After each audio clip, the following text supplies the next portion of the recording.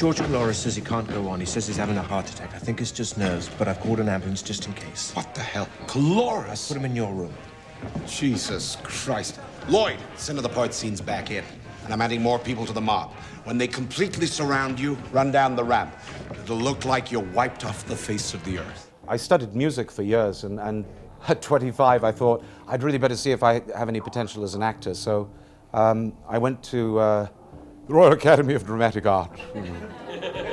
And one of my colleagues there said, you know, he wasn't meaning it as a compliment. He said, "You look like Orson Welles."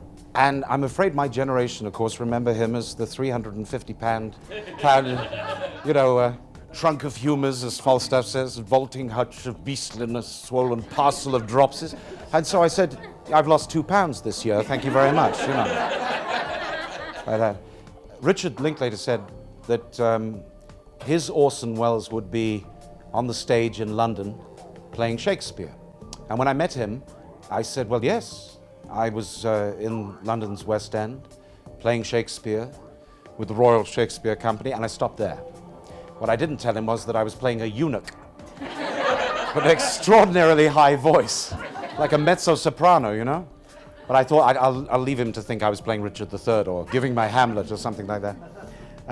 Not thinking even in my wildest dreams, which are pretty wild, could he possibly cast an unknown, rather pompous, English apprentice stage actor who'd never made a film before. Impossible. I'm glad he did. Did you hear my Hamlet on radio? Yes, on the Columbia workshop last fall. What did you think? Well, considering the time constraints you were under trying to squeeze Hamlet into 2 half-hour broadcasts, I'd say the results were very close to brilliant. That is exactly correct. When Richard rang up, I was the first cast, and he said, "I'm going to find you some stars to play with." He rang up, he said, "We have Zac Efron to play Richard Samuels." And I said, "I'm afraid I don't know who he is." Sorry, you know.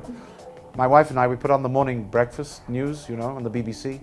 Zac's being interviewed. We go into London, we get off the train at Charing Cross Station, walk onto the Strand. 3 buses go past with Zac's picture on them. We went to buy a newspaper. There were stickers at the counter and chocolate bars with Zac's name on them. We went to buy our groceries at the superstore later, you know, walking along. There were calendars, books, CDs, cakes. I had the cake. You know, every lunch boxes, you name it, you know, magazines.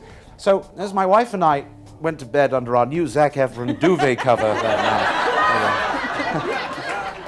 I knew who he was.